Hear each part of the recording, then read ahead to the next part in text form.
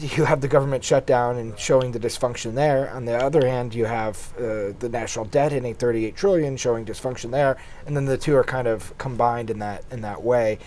Doesn't look very good if you're an outsider observer looking at the U.S.'s fiscal situation. Welcome to Reporter's Notebook, where we talk to the Washington Examiner's top journalists about the stories breaking on their beats. I'm Jim Antle, and I'm joined today by economics reporter Zach Halaschak. And Zach, the national debt has hit a new and sort of disturbing milestone. Yeah, $38 trillion the national debt is officially at now, according to the Treasury Department. Even more concerning than that number is the trajectory of the national debt. I think it only took 2 months for us to get another trillion added onto that when it crossed 37 trillion just a couple months ago. Where the pace is increasing, it's getting worse, and there's really nothing that lawmakers are doing to address this. Right. So we're in this very tough situation right now where the fiscal situation of the country is deteriorating, but no one seems to really be acting or concerned about this. And I've talked to a lot of folks who are worried that we're just going to let this go until it's not possible anymore. And then the cuts and the things that are going to happen are going to be far more painful than if we started addressing this now with something like a bipartisan fiscal commission. I know there was some movement on that right after House Speaker Mike Johnson got sworn in. He talked about that in his inauguration speech, if you will. But there hasn't been much movement on that front. Interest payments on the debt, that's another big issue. They just crossed $1 trillion for the first time. Right. So the whole situation is just not good for the U.S. and for the fiscal situation here. And so in addition to not really very much being done on the national debt front, there's not really much being done in general by Congress at the moment. The government is still shut down. How might that affect the debt?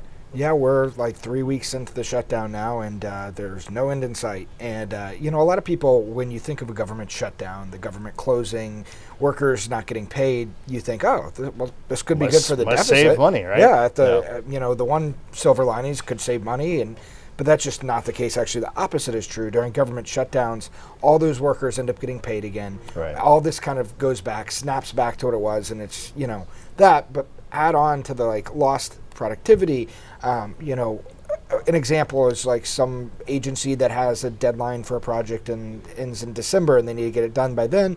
All these workers aren't working on that, so when they come back, they're going to have to be working overtime. And so all these little things, restart costs for other projects and stuff, they actually cost money. I think in 2013, I believe it was the CBO, I'm not positive, they predicted that shutdown cost something around the $4 billion range. So, in the grand scale of things, it's not a massive amount, but it's still notable that you're talking about we're adding to the deficit right now while we're interest shutting payments down. And, exactly, yeah. $2 trillion deficits. Yeah, and this one's going for quite some time, and the longer it goes, the more it's going to add to that debt. So on the one hand, you have the government shutdown and showing the dysfunction there. On the other hand, you have the national debt hitting 38 trillion, showing dysfunction there, and then the two are kind of combined in that way. Doesn't look very good if you're an outsider observer looking at the U.S.'s fiscal situation. No, certainly not. So, one question obviously people are asking is, when is the shutdown going to end? But another important question is, where's the beef?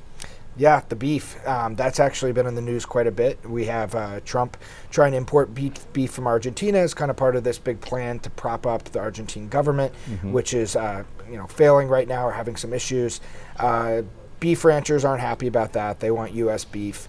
But this is kind of drawn into focus another long simmering issue among ranchers and the beef industry at large, and that's meat packers. So basically 4 companies control 80 to 90, I think it is, % of all beef processing in the U.S. So when farmers, ranchers have these cattle, they send them to be chopped up and, basically butchered by these meat packers. Those meat packers set the prices on how much that costs, and that changes depending on supply and that sort of thing. But you have some of these ranchers out here and rancher groups who are saying, look, it's basically a price-fixing cartel because only 4 companies control this entire market, and they can basically do what they want with prices because there's no real competition there.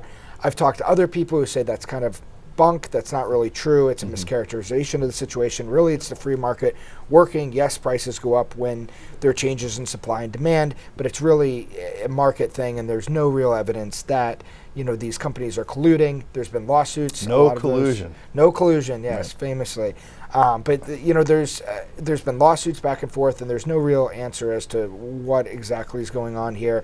But it is interesting in the context of this beef dispute that you're seeing people kind of piggybacking off of the policy stuff that's happening now and kind of drawing out this long-standing feud, if you will, between these two sides. Yeah, definitely where the rubber meets the road. Good pun, Jim. Thank you, Zach. You can read Zach and the rest of our policy team's coverage at washingtonexaminer.com.